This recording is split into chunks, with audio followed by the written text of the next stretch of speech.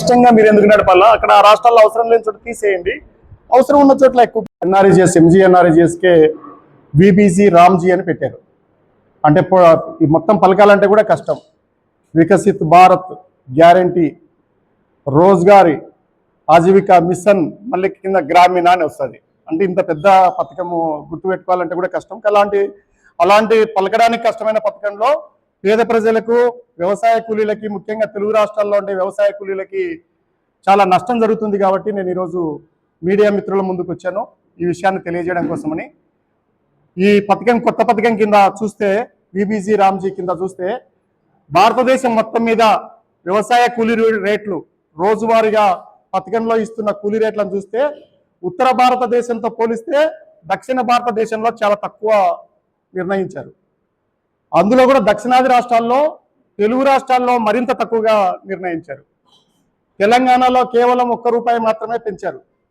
ఆంధ్రప్రదేశ్లో కేవలం ₹5 మాత్రమే పెంచారు.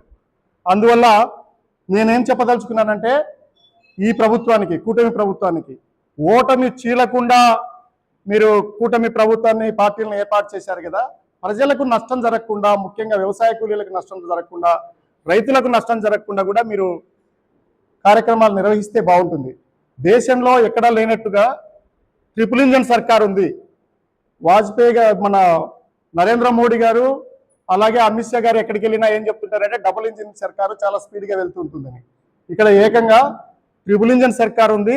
ట్రిపుల్ ఇంజన్ సర్కార్లో ఉన్న 3 ఇంజన్లు కూడా ఆంధ్రప్రదేశ్లో, తెలుగు రాష్ట్రాల్లో ఉన్న కూలీలకి ద్రోహం చేస్తున్నారని నేను తెలియజేస్తున్నా. బీజేపీ కేంద్ర మంత్రి చౌహాన్ గారు బీజేపీ పార్టీ నుంచి, అలాగే మన జనసేన పార్టీ ఉంది, దానికి మన సాక్షాత్తు డిప్యూటీ సీఎం గారే ఈ శాఖ నిర్వహిస్తున్నారు. అలాగే టీడీపీకి కూడా పెమ్మసాని గారే కేంద్రంలో మంత్రిగా ఉన్నారు.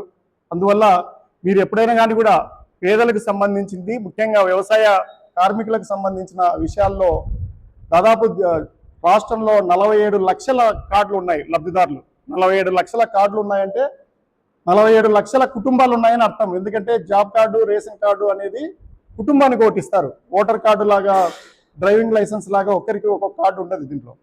అందువల్ల వీటి మీద దాదాపు 18 లక్షల కార్డులను మీరు ఆల్రెడీ తీసేసి ఉన్నారు, జాబ్ కార్డులని. అది కూడా రాజకీయంగా పరంగా తీసేసినారనే ఒక అపవాదు కూడా ఉంది. దాన్ని కూడా మీరు రివ్యూ చేయండి. ముఖ్యంగా ప్రశ్నించడానికే పార్టీ పెట్టిన పవన్ కళ్యాణ్ గారే, సాక్షాత్తు ఉప ముఖ్యమంత్రి గారు ఈ శాఖ నిర్వహిస్తున్నారు.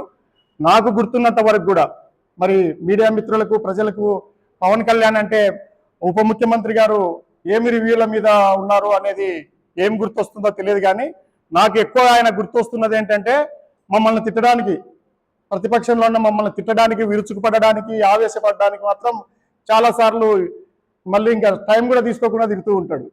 అది నాకు గుర్తొస్తుంది ఉప ముఖ్యమంత్రిగా. రెండోది ఏది గుర్తొస్తుందంటే, సినిమా టికెట్లు పెంచుకోవడానికి సిరీస్ ఆఫ్ మీటింగ్స్, ఎన్నిసార్లు ఆ మీటింగుల్లో ఆయన ఫోటోలు వచ్చి ఉంటాయి. ఇంకా 2 విషయాలు గుర్తొస్తున్నాయి. పక్క రాష్ట్రం వెళ్ళి ఒక 2 ఏనుగులను తీసుకురావడానికి 2, 4 తెచ్చినాడు. మళ్ళా నిన్ననో మొన్ననో అటువైపు మహారాష్ట్రలో ఉండి ఆయన కాలు మీద కాలేసుకుని కూర్చొని ఉంటే ముఖ్యమంత్రి గారు, మన సనాతన ఆయన మామూలుగానే ఉన్నాడు. ఆయన 2 ఆడ ఇది పులులను అడిగినాడు, మగవి కాదు ఆడపుల్లను అడిగినాడు రెండింటిని. ఇది మనకు గుర్తొస్తుంది. నేనేమంటున్నానంటే, అటవీ శాఖ మంత్రిగా సరే మీరు ఏనుగులు అవసరమే, అది చేస్తూ ఉన్నారు. పర్యావరణ సమతుల్యాన్ని కోసము మీరు ఆడపిల్లలు కూడా అవసరం ఉండొచ్చు, మీకు అధికారులు చెప్పిండొచ్చు. కానీ అధికారులు కానీ మిగతా వాళ్ళు కానీ మీకు స్వతహాగా ఈ పేద ప్రజలకు సంబంధించింది, పేద కూలీలకు సంబంధించిన ఇలాంటి ఇష్యూ మీద మీరు ఎందుకు రివ్యూ చేయలేకపోతున్నారు, ఎందుకు అడగలేకపోతున్నారు? ఈ విషయం ఏమిటంటే, ఇది గ్రామీణాభివృద్ధి శాఖ కింద వస్తుంది. గ్రామీణాభివృద్ధి శాఖ కింద వచ్చినప్పుడు దీనికి స్టాండింగ్ కమిటీ కూడా ఉంటారు. ఈ స్టాండింగ్ కమిటీ మెంబర్లను చైర్మన్ గెలవడం కానీ, లేదా స్వయంగా పెమ్మసాని గారే గ్రామీణాభివృద్ధి శాఖ చూస్తూ ఉన్నారు. అంటే మనం అదృష్టం అనుకుంటాం. పేద ప్రజలు కూడా నమ్మినారు. ఓటు చీలకుండా నిలబడి పేదలకు మేలు చేస్తాం, 3 పార్టీలు వస్తున్నాయి, అందుబాటులోకి వస్తారు, ఎప్పుడైనా పక్కన కూర్చొని అమిత్ షాతోనూ తర్వాత ప్రధానమంత్రితోనూ మాట్లాడగల శక్తి ఉన్న వాళ్ళు, సమర్థులు, చక్రాలు తిప్పగలిగే వాళ్ళు, పేదవాడికి వచ్చి నష్టానికి వచ్చినప్పుడు మీరేం సమాధానం చెప్పదలుచుకున్నారు?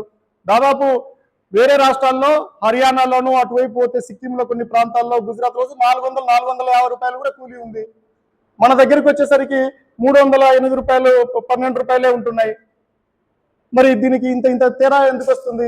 సగటున జాతీయ సగటు తీసుకున్నా కానీ కూడా మీరు నిర్ణయించిన ప్రకారము 327 రూపాయల 40 పైసలు ఉంది.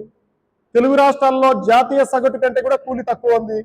47 లక్షల కుటుంబాలకు సంబంధించిన విషయాన్ని మీరు ప్రశ్నార్థకంగా మారుస్తున్నారు. ఒక రోజు అదే కూలి అదే పని మీద ఒక 100 రూపాయలు ఎక్స్ట్రా రావడం అంటే అది ఎంత గొప్పది? పోనీ ఇదేమన్నా అత్యద్భుతంగా జాతీయ సంపదలకు ఎక్కువ ఉన్న నిలువైన ప్రాంతమా మనదేమన్నా? మన కర్నూలు జిల్లా పశ్చిమ ప్రాంతాలు కానీ, అనంతపురం జిల్లా రాయదుర్గం, కళ్యాణదుర్గం, ఉరవకొండ ప్రాంతాలు కానీ వలసలు పట్టుకొని పోతూ ఉండాలా?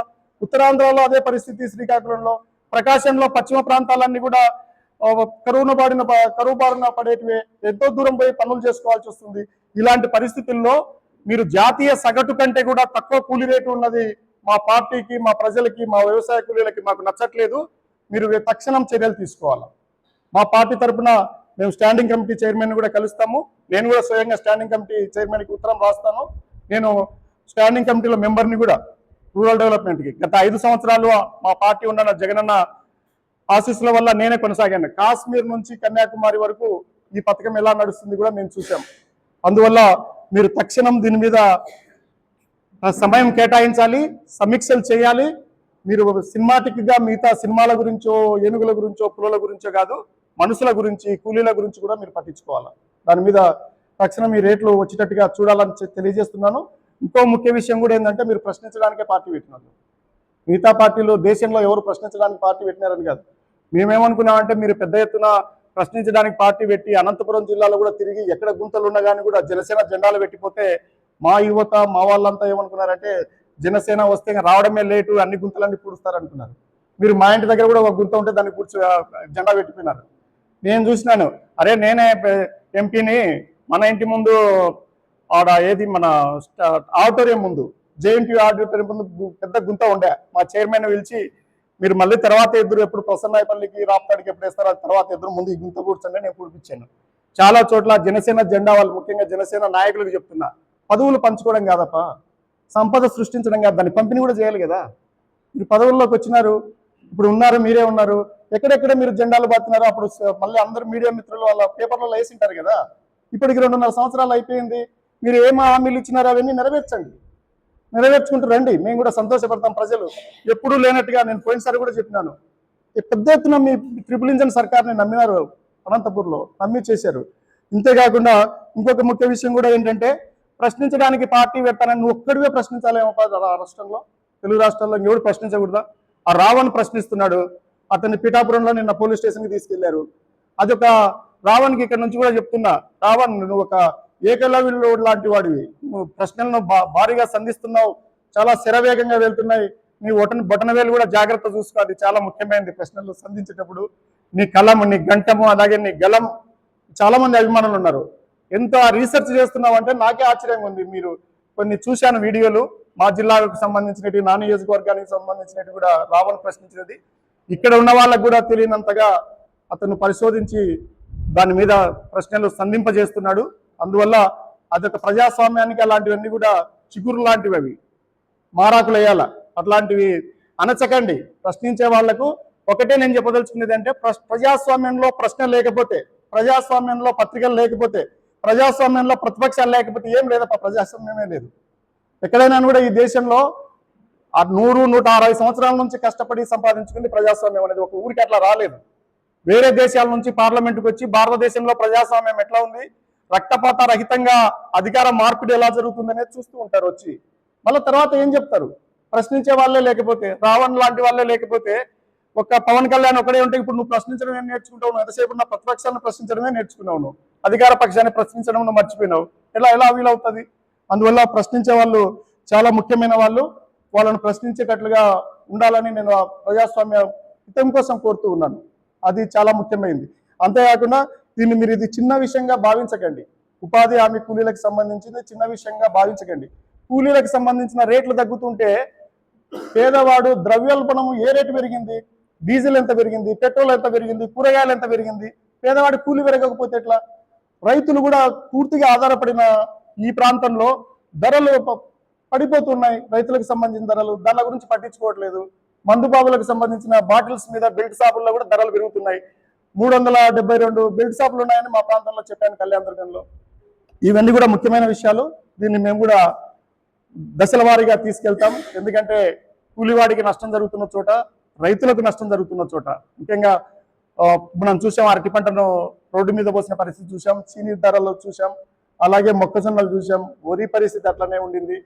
ఏది మినహాయింపు లేదు. కొద్ది రోజులు దానిమ్మ, కొద్ది రోజులు వేరుశెనక్కాయ, ఈ రెండు తప్ప మిగతా అంతా నష్టంలో ఉంది. అందువల్ల తక్షణం ట్రిపుల్ ఇంజన్ సర్కారు దిగి రావాలా, రివ్యూ చేయాలా, రైతు ధరలకు పంటలకు సంబంధించిన దాని మీద వాళ్ళు పాటుపడాలా. ముఖ్యంగా విబీజీ రామ్జీ ఏదైతే ఉందో దాని మీద మాకు అది హైక్ లాగా లేదు, మాకు హ్యూమిలేషన్ లాగా ఉంది. 5 రూపాయలు పెంచడం ఏంటి?